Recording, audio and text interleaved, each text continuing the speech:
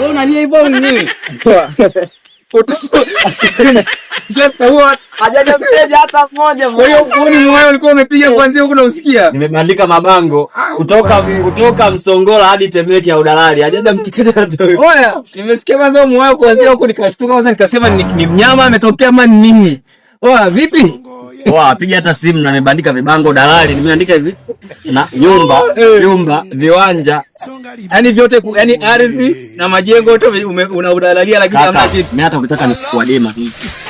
Kuadia. Hela hapo. Sasa yani njaa. Hizo kazi zetu hizo. Wasikia mwanangu. Njaa zitatua wewe. Oya. Hata wewe mwanangu, unajua watu weupe, wewe una kilangi, unajua mwanangu unaonekana kama hauna shida hivi. Acha mambo yako. Ila sisi watu weusi sisi, mtu akikuona kwa mbaya ajue wewe mwamba na njaa. Unajua hivi maisha sio rangi, maisha ni umbile. Wewe una raha, wewe na mimi bado tuna raha kwa sababu ni mwembamba. Unajua mtu mnene uaminiki. Unakitambia tunaambia tu jana kuanzia jana. Bora tumbo limevimba. Kuna nini humo? Kuna nini humo? Yaani hiyo sio mimba, wewe ni mwanaume. Hizo nyama zote kwa unatuambia jana kuanzia jana tunakuamini vipi? Eti una hela. Wewe tajiri wewe. Wasikia bwana. Kuna ule mtoto wa mjomba wangu. Ndio. Yule Asia. Asia. Asia sasa anaolewa. Afu uliniambia nilisahau. Nilikwambia kuanzia jana kwa kuna kishughuli kinapigwa pale kwao. Jambo jema sana. Unajua kuolewa bwana jambo jema. Watu waolewa, unajua watu wanaloga kwa ajili ya kuolewa. Wanaume street ndo wao.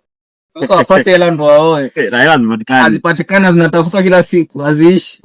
Kwa hiyo mtu anaweza kazeeka. Unajua mwanamke kishakuwa na miaka 30.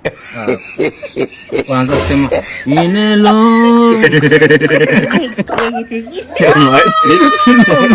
Kwa hiyo umri unapozidi kwenda ni tatizo. Kwa hiyo bwana Asia ameona kabla umri hujafika mkubwa, bora aolewe.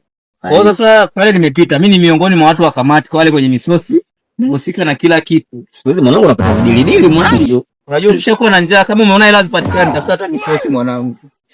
Tafuta hata mahusiano na mama ntilie huko. Jiingize kwenye yaani mahali msosi huko nao usikosekane. Yaani kwamba ulipo tupo yani. Ulipo tupo. Ukiona mtu anauza michele kaa pale unajua atapika wali. Kwa karibu na msosi. Mimi bana pale nimepewa nafasi ya kwenda na mtu mwingine. Wawili. Ndio. Nikaambia msijali kabisa, watu wawili wanapatikana. Na wewe upo kwenye kamati, lazima tu utapewa tu chance ya kwenda na watu. Kwa nini usitoe kasi bwana? Nacheza mwenyewe mpira ule? Hapana.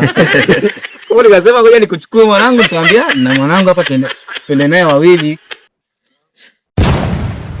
Mwanangu kila siku tunaongea swala lile kila siku. Ni shida tena. Yaani wewe nini ambacho kimetokea ghafla nimwambia tuko wawili. Kwa maana tumeona mimi ni mlow sana kwamba dili za misosi ndo niletee. Nimeambiwa niende na mtu mwingine kwenye sherehe kwamba tuwe wawili. Sasa wewe kwa nini hujanishirikisha mimi ukanijulisha kwanza afu unisikilize mimi? Wakati nakuja hapa nimesikia unapiga mwayo, sawa? Zile ni njaa. Sawa, lakini kuna vitu mimi navijua wewe huvijui. Utakuwa unisikilize Mawesti, unamuuliza tu mtu, "Mbiliti, kuna sherehe, vipi tunaenda?" Sasa wewe tu wewe unanikadiria tu jamaa. Mambo nini hapo sasa? Shida wewe umenikadiria mimi ni mroho, mlafi, napenda kula, unataka tu nichukue unipeleke tu kwenye masherehe nini? Kuna njaa, una njaa? Mimi njaa, mimi nasikia njaa. Nimesikia moyo unakuja. Mimi nasikia njaa. Ila kwenye sherehe fulani. Biliti, acha ujuaji. Acha ujuaji. Sawa, mimi ni leo tu lakini. Mimi nitakusikiliza na mimi nimeomba msamaha kukuuliza kutokukushirikisha. Ngoja kwanza. Mimi tunaenda kwenye sherehe. Ila ni leo tu. Najua kwanza ngoja tukubaliane ni leo tu. Ni leo tu. Siku nyingine utakuwa unanipigia simu kwanza unanisikiliza. Lazima nikusikilize kwanza unasemaje? Wewe sasa hivi najua una njaa tu nionyeshe.